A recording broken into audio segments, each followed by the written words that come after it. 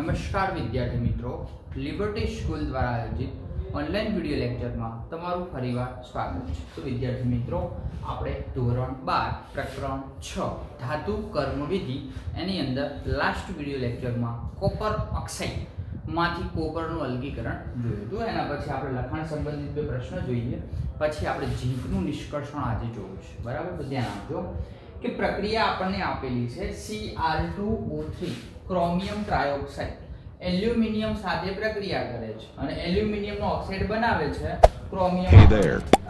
Subscribe to my channel and also press this bell icon. Gibbs ઊર્જાના મૂલ્યને આધારે ઉષ્માગતિકીય રીતે સુગમ છે, ઓરડાના તાપમાને શા માટે થતી નથી? સુગમ તો છે, ઉષ્માગતિશાસ્ત્ર સાથે સંબંધ ધરાવે છે, પણ ઓરડાના તાપમાને શા માટે થતી નથી? તો યાદ રાખજો કે ઉષ્માગતિકીય સુગમ હોય તો એના માટે પ્રક્રિયા કરવા માટે શાની જરૂર પડે છે? સક્રિયકરણ ઊર્જાની જરૂર પડે છે। શાના માટે?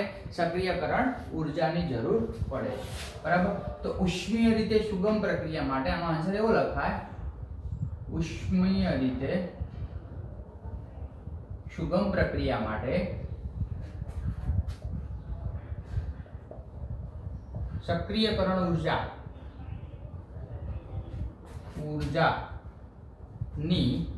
જરૂર પડે છે। શાની જરૂર પડે છે? સક્રિયકરણ ઊર્જા। સક્રિયકરણ ઊર્જા ક્યારે લાગુ પાડશો કે તમે કંઈક ઉષ્મા આપશો ત્યારે લાગુ પડશે। તો સક્રિયકરણ ઊર્જા માટે ધ્યાન આપજો, સક્રિયકરણ ઊર્જા માટે શાની જરૂર પડે છે? ઉષ્માની જરૂર પડે છે। ઉષ્માની જરૂર પડે છે માટે આ પ્રક્રિયા રૂમ તાપમાને થતી નથી, કારણ કે ટેમ્પરેચર નોર્મલ હોય છે। આપણે એને ઉષ્મા આપશું તો આ પ્રક્રિયા શક્ય બનશે। બસ આટલો જવાબ આવે ખાલી કે ઉષ્મીય રીતે સુગમ પ્રક્રિયા માટે શાની જરૂર પડે? સક્રિયકરણ ઊર્જાની જરૂર પડે છે અને સક્રિયકરણ ઊર્જા માટે ઉષ્માની જરૂર પડે છે માટે આ પ્રક્રિયા ઓરડાના તાપમાને થતી નથી। ચલો, એવું ને આપણને 6.4 એક બીજો પ્રશ્ન આપેલો છે। શું એ સાચું છે કે કોઈ પણ પરિસ્થિતિમાં મેગ્નેશિયમ છે એ એલ્યુમિનાનું રિડક્શન કરી શકે? એટલે અહીંયા મેગ્નેશિયમનો ઓક્સાઇડ મળે, એલ્યુમિનિયમ છૂટું પડે છે અને મેગ્નેશિયમ ઓક્સાઇડનું રિડક્શન Al કરી શકે। આ પરિસ્થિતિ શું હશે? તો હા, એ શક્ય છે। તો આ શાના આધારે આ પ્રશ્નનો જવાબ આપી શકાશે? એલિંગહામ આકૃતિ। આપણે શાના વર્સિસ ડેલ્ટા આર, જી વર્સિસ ટી નો એક આલેખ દોરેલો, એમાં તમારે એ જોવાનું છે કે Mg અને Al2 છે કયા તાપમાને એકબીજા સાથે સામ્યતા ધરાવે છે। તો હા, શું કરી શકશે? હા, કયા તાપમાને? તમે એની અંદર જોશો તો તમને ખબર પડશે 1350 સેલ્સિયસ, કયા 1350 સેલ્સિયસ તાપમાને મેગ્નેશિયમ એ એલ્યુમિનિયમનું રિડક્શન કરી શકે છે। હા, 1350 સેલ્સિયસ તાપમાને 1350 ક્યાંથી આવ્યું? તો એલિંગહામ આકૃતિને ધ્યાન આપજો, ત્યાં 1350 સેલ્સિયસ જોશો ત્યારે તમને ક્લિયર થઈ જશે। હા, 1350 સેલ્સિયસ તાપમાને મેગ્નેશિયમ એ Al2O3 નું રિડક્શન કરી શકે। શું કરી શકે? રિડક્શન કરી શકે છે, બરાબર। તો આ રિડક્શન જ્યારે આપણે 1350 થી નીચું તાપમાન રાખો છો ત્યારે એલ્યુમિનિયમ એ મેગ્નેશિયમ ઓક્સાઇડનું રિડક્શન કરી શકે, પણ જ્યારે તાપમાન 1350 સેલ્સિયસ થી નીચું હોય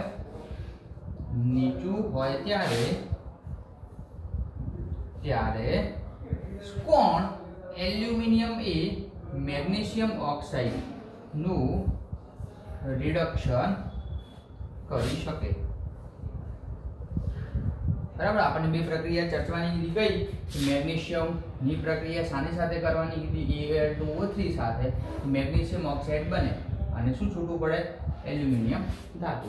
અને આ પ્રક્રિયા રિવર્સ કે આપણે શું લઈશું? અહીંયા મેગ્નેશિયમ છે, બરાબર, અને મેગ્નેશિયમ ઓક્સાઇડ લેવાનું Al સાથે પ્રક્રિયા કરો તો Al વત્તા મેગ્નેશિયમ ઓક્સાઇડ તો શું બનાવશે? Al2O3 બનાવશે અને મેગ્નેશિયમ ધાતુ આપણને છૂટી પડશે। તો બસ આ જ પ્રક્રિયા આપણને આપેલી છે કે એક ધાતુ લો અને ઓક્સાઇડ સાથે પ્રક્રિયા કરો, ધાતુ ઓક્સાઇડ અને બીજી ધાતુ છૂટી પડશે। એ જ રીતે આપણે Al લીધું ને MgO સાથે પ્રક્રિયા કરો તો એલ્યુમિનિયમ મળે, મેગ્નેશિયમ આપણને છૂટું પડે છે, બરાબર। આ બે લખાણ સંબંધિત પ્રશ્નોના જવાબ હતા, આપણે આ રીતે એને સોલ્વ કરી શકશું। ક્લિયર છે? હવે આપણે આજનો એક બીજો ક્વેશ્ચન છે, આપણે નિષ્કર્ષણ જોયું આટલી વખત, બરાબર. કોનું નિષ્કર્ષણ જોયું છે? પહેલું તો આપણે વાત પઠ્ઠી દ્વારા આયનનું નિષ્કર્ષણ જોયું. બરાબર, વાત પઠ્ઠી વાળો ક્વેશ્ચન અગત્યનો હતો. એના પછી આપણે કોપરનું નિષ્કર્ષણ જોયું. આજે આપણે બીજા બે ઝીંકનું અને એલ્યુમિનિયમનું નિષ્કર્ષણ જોઈશું. બરાબર, તો આજે આપણો ક્વેશ્ચન એવો છે કે ઝીંકનું નિષ્કર્ષણ સમજાવો. Zn એટલે ઝીંકનું નિષ્કર્ષણ સમજાવો. તો Zn ના નિષ્કર્ષણમાં કોણ ભાગ ભજવે છે એની આપણે ચર્ચા કરવાની છે. ક્લિયર? ઓકે. તો ઝીંકનું નિષ્કર્ષણ, તો Zn નું નિષ્કર્ષણ એ કોક વાપરી અને કોક એટલે કોલસો વાપરીને કરવામાં આવે છે. Zn નું નિષ્કર્ષણ શાઓ વાપરીને? કોક. કોક એટલે શું? કોલસો. કોક વાપરીને કરવામાં આવે છે. તો પ્રક્રિયા શું થાય છે? દાખલા તરીકે આપણે ઝીંક ઓક્સાઇડ લઈએ. શું લઈએ? ઝીંક ઓક્સાઇડ. આ ઝીંક ઓક્સાઇડની પ્રક્રિયા શાની સાથે કરશું? કોક. કોક એટલે કોલસો સાથે. અને આ પ્રક્રિયાને આપણે ગરમ કરશું તો શું થશે? Zn ધાતુ છૂટી પડશે અને કાર્બન મોનોક્સાઇડ બનશે. તો ઝીંક ઓક્સાઇડમાંથી આપણે કાર્બન સાથે પ્રક્રિયા કરીએ તો Zn અને CO આપણને મળે છે. પણ આ પ્રક્રિયા ઘણા જ ઊંચા તાપમાને 1673 કેલ્વિન તાપમાને, કયા તાપમાને? 1673 કેલ્વિન તાપમાને કરવામાં આવે છે. ઓકે. ZnO માંથી Zn મેળવવાની પ્રક્રિયા એ ઘણા જ ઊંચા તાપમાને કરવામાં આવે છે. બરાબર. તો આ પ્રક્રિયામાં ઝીંક મળશે, પણ ઝીંક અહીંયા ટેમ્પરેચર વધુ હાઈ હશે તો ઝીંક ગરમ હશે. તો આ પ્રક્રિયામાં ધાતુનું નિસ્યંદન કરવામાં આવે છે અને ઝડપી શીતન કરવામાં આવે છે. આ પ્રક્રિયામાં ધાતુનું નિસ્યંદન કરવામાં આવે છે.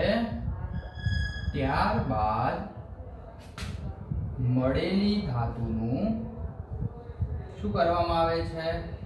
નિસ્યંદન કરવામાં. નિસ્યંદન એટલે શું? એ ઇંગ્લિશ શબ્દ છે ડિસ્ટિલેશન. તો આપણે આ તો જોઈ ગયા. શું એક લેવાનો તો RBF, રાઉન્ડ બોટમ ફ્લાસ્ક. બરાબર છે. ઓકે. એને આપણે સ્ટેન્ડ દ્વારા પકડી રાખવાનો હતો.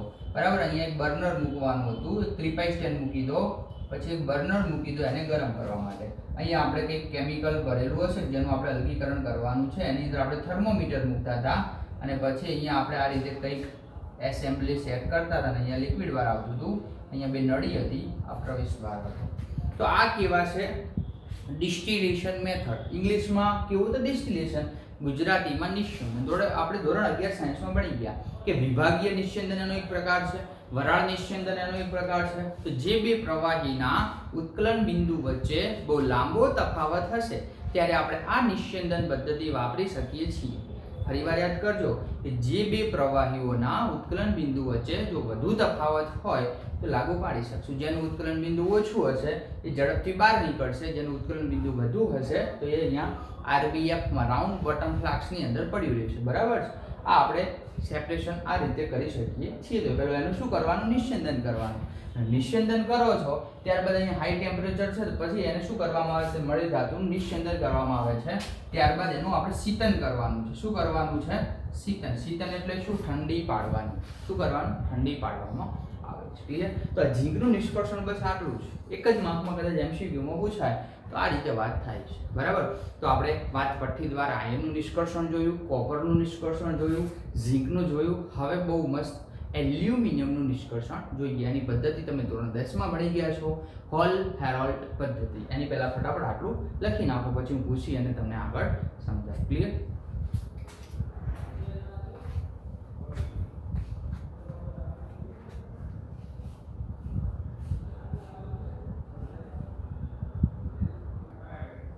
ઓકે. તો ધ્યાન આપજો. હવે આપણો બીજો ક્વેશ્ચન આજે એવો છે એલ્યુમિનિયમનું નિષ્કર્ષણ સમજાવો. તો આપણે ત્રણ રીતે ક્વેશ્ચન કઈ રીતે પૂછાય એની ચર્ચા કરીએ. પહેલું પૂછાય એલ્યુમિનિયમ નું નિષ્કર્ષણ સમજાવો. બીજું પૂછાય છે એલ્યુમિનિયમના નિષ્કર્ષણ માટેની હોલ હેરોલ્ડ પદ્ધતિ. Al ના નિષ્કર્ષણ માટેની હોલ હેરોલ્ડ પદ્ધતિ સમજાવો. ત્રીજી રીતે ક્વેશ્ચન પૂછાય છે એલ્યુમિનિયમના નિષ્કર્ષણ માટેનો વિદ્યુત વિભાજન કોષ સમજાવો. ત્રીજો ક્વેશ્ચન એવો છે એલ્યુમિનિયમ ના નિષ્કર્ષણ માટેનો વિદ્યુત વિભાજન કોષ સમજાવો. ચાલો આપણે હવે આગળ જઈએ. ક્વેશ્ચન બરાબર સમજી લેજો.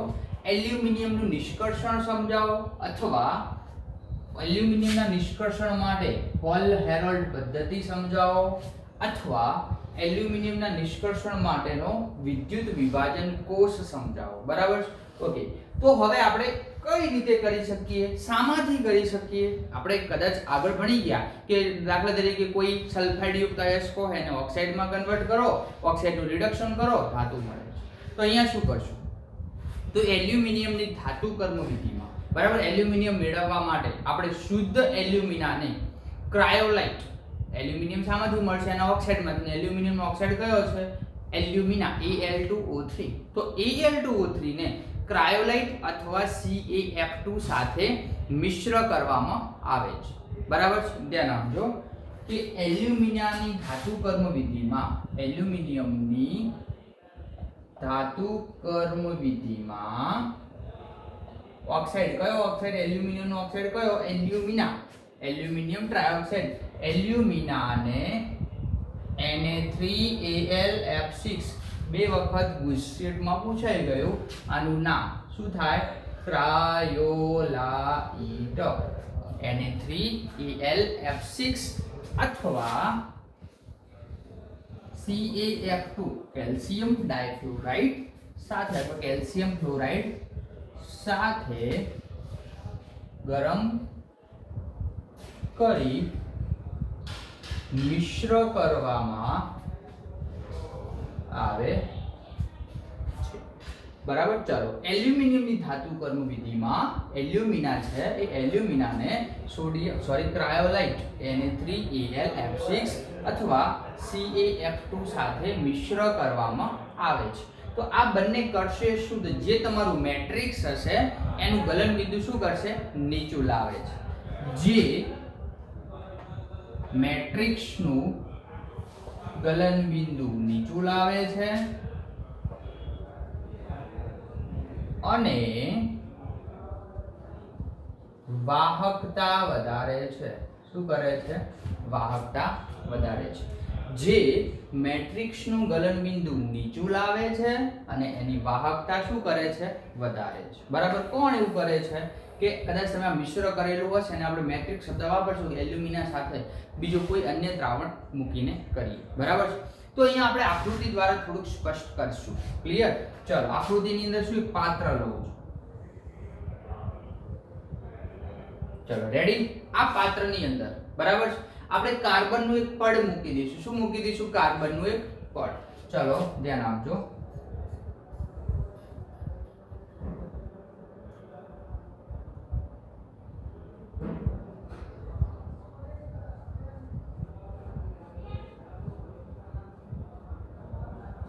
રેડી? તો એક પાત્ર લીધું, આજુબાજુ કાર્બનના પડવાળું એક સ્ટીલનું પાત્ર લીધું જે શાના તરીકે કાર્ય કરે છે? કેથોડ તરીકે. કાર્બનના પડવાળું સ્ટીલનું પાત્ર. બરાબર? કાર્બનના પડવાળું સ્ટીલનું પાત્ર જે શાના તરીકે કાર્ય કરે છે?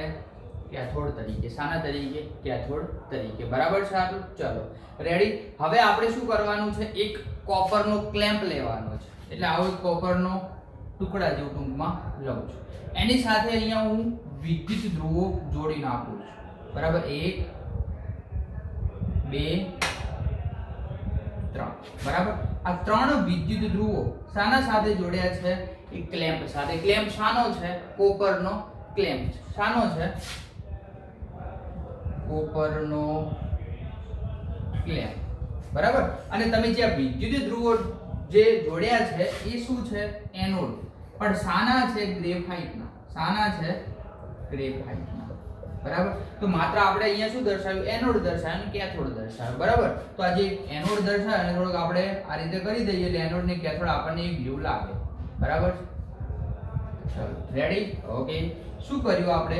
કે એક પાત્ર લીધું, પાત્રની અંદર એક ઢોળ ચડાયો, આવરણ ચડાવ્યું. કોણ? કાર્બનના પડવાળું સ્ટીલનું પાત્ર લીધું છે જે કેથોડ તરીકે કાર્ય કરે છે. એનોડ તરીકે આપણે શું લીધું છે? ગ્રેફાઇટ લીધું છે. હવે આની અંદર કંઈક દ્રાવણ ભરશું આપણે. શાનું દ્રાવણ ભરવાનું છે? એલ્યુમિનિયમનું. પણ શાનું નિષ્કર્ષણ કરવાનું છે? એલ્યુમિનિયમનું. તો અહીંયા જે દ્રાવણ ભરેલું હશે શાનું હશે? તો કે એની અંદર ઓક્સાઇડ હશે અને બીજું આપણે શું મિશ્ર કરવાનું કીધું? Na3Al F6 cryolite. એ આટલા સુધી ભરેલું હશે, મિશ્ર કરેલું હશે. શાનું દ્રાવણ કીધું આપણે? બરાબર યાદ રાખજો, પરીક્ષામાં વારંવાર પૂછાય છે કે એલ્યુમિના તો લેવાનું પણ જોડે જોડે આપણે શું મિશ્ર કરવાનું? ક્રાયોલાઇટ. અને ક્રાયોલાઇટ મિશ્ર ન કરવું હોય તો તમે બીજું શું મિશ્ર કરી શકો છો? CaF2. બરાબર? તો હવે શું કરશો કે આ તમે એડ કરી દીધું છે. હવે જે તળિયે નીચેની સપાટી ઉપર આપણને એલ્યુમિનિયમ એકઠું થયેલું જોવા મળશે. શું જોવા મળશે?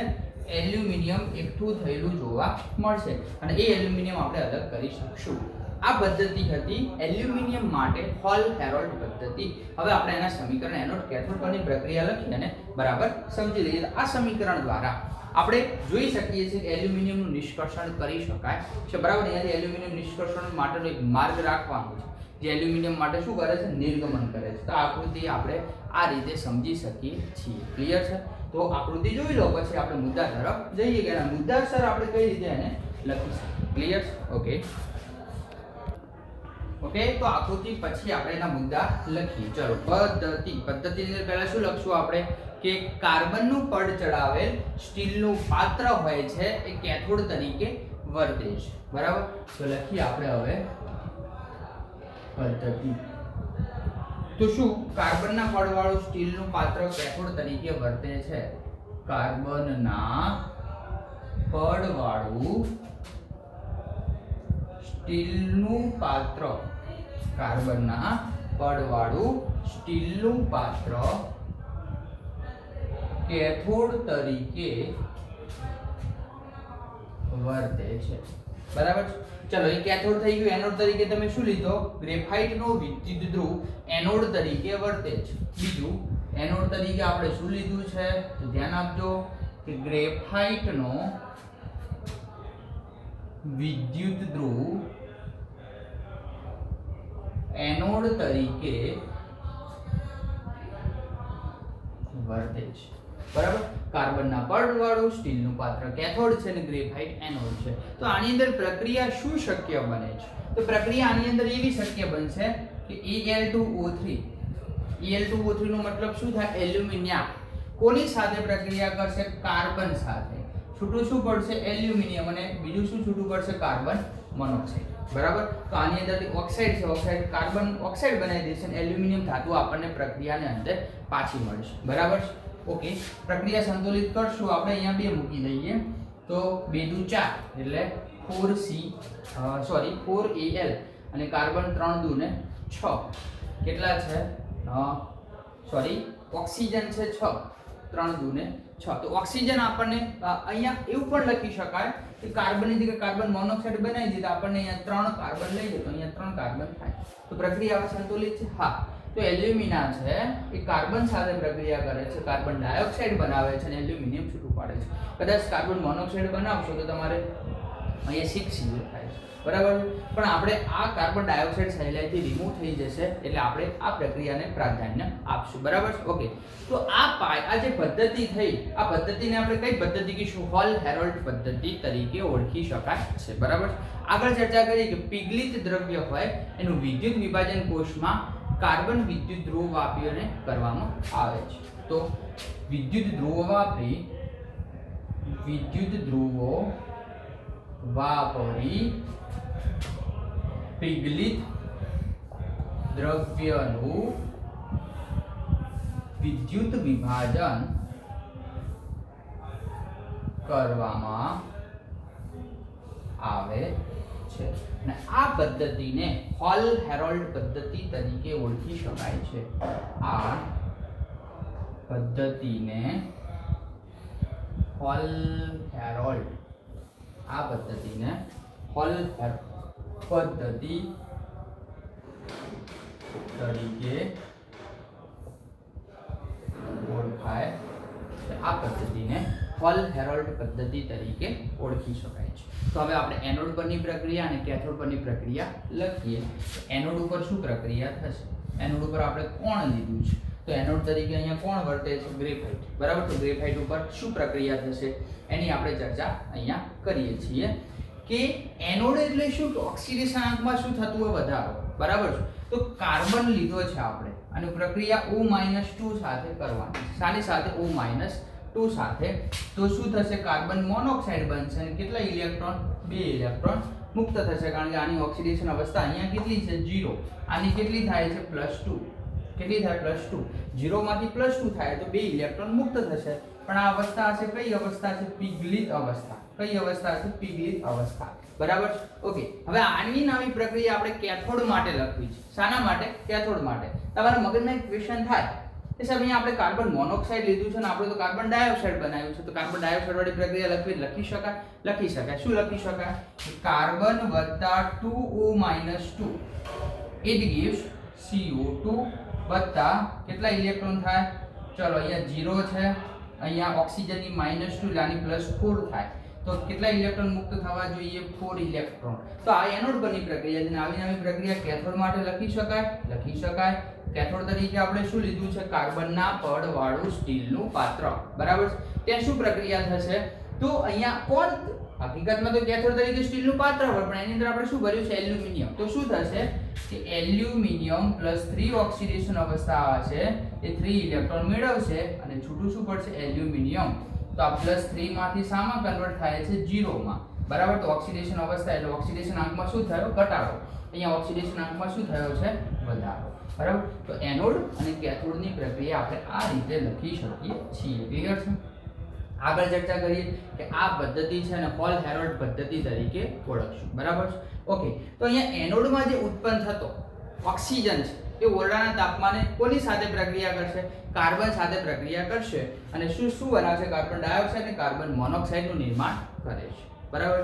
ઓકે, એ તો ક્લિયર છે, પણ એક વસ્તુ આની અંદર તૈયાર કરે એવું ખરી કે આપણે 1 કિલોગ્રામ એલ્યુમિનિયમ બનાવવો છે. આ થોડું પરીક્ષા માટે અગત્યનું છે કે 1 કિલોગ્રામ એલ્યુમિનિયમ બનાવવો છે તો કેટલા કાર્બનની જરૂર પડે? તો 0.5 ગ્રામ કાર્બનની એનોડની જરૂર પડે. 1 કિલોગ્રામ એલ્યુમિનિયમ બનાવવા માટે 1 કિલોગ્રામ એલ્યુમિનિયમ બનાવવા માટે 0.5 ગ્રામ કાર્બનની જરૂર પડે છે. તો ટૂંકમાં એવું પણ કહી શકાય આપણે કે 1000 ગ્રામ એલ્યુમિનિયમ બનાવવા માટે માત્ર ને માત્ર 0.5 ગ્રામ કાર્બનની જરૂર પડે છે. તો આ પ્રક્રિયાથી હોલ હેરોલ્ડ પદ્ધતિ વારંવાર બોર્ડની પરીક્ષામાં પૂછાતું હોય છે. લખવાનું વ્યવસ્થિત આકૃતિ દોરી અને સમજાવવાનું છે. ક્લિયર? તો અહીંયા શું કીધું? આપણે આકૃતિ દોરી અને બહુ મસ્ત રીતે લખ્યું છે. ફટાફટ જોઈએ.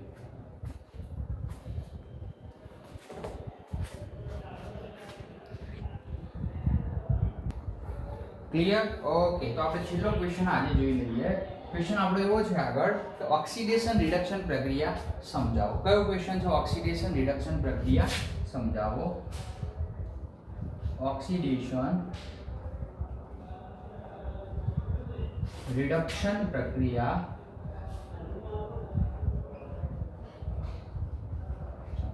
કઈ પ્રક્રિયા? ઓક્સિડેશન રિડક્શન પ્રક્રિયા સમજાવો. અથવા ક્વેશ્ચન એવો પણ પરીક્ષામાં કદાચ પૂછાય કે દરિયાના પાણીમાંથી ક્લોરીન મેળવવાની પ્રક્રિયા જણાવો. દરિયાના પાણીમાંથી ક્લોરીન મેળવવાની પદ્ધતિ જણાવો. બરાબર છે. ઓકે, તો આપણે આ ક્વેશ્ચનને સમજીએ. દરિયાનું પાણી એટલે બ્રાઇન વોટર પણ કહેવાય છે. તો આપણે એક પ્રક્રિયા લખીએ. શું પ્રક્રિયા લખીએ? કે 2Cl લઈએ. 2Cl સાની સાથે પ્રક્રિયા કરાવીશું 2 મોલ H2O સાથે. સાની સાથે 2 મોલ H2O સાથે. તો આપણને શું મળશે? તો કે 2OH- છૂટું પડશે. બરાબર છે. ચલો 2OH- પ્લસ H2 ગેસ છૂટું પડશે અને Cl2 ગેસ છૂટું પડશે. એટલે હાઇડ્રોજન છૂટું પડશે અને ક્લોરીન વાયુ આપણને મળે છે. ક્લોરીન વાયુ શું હશે? ગેસ.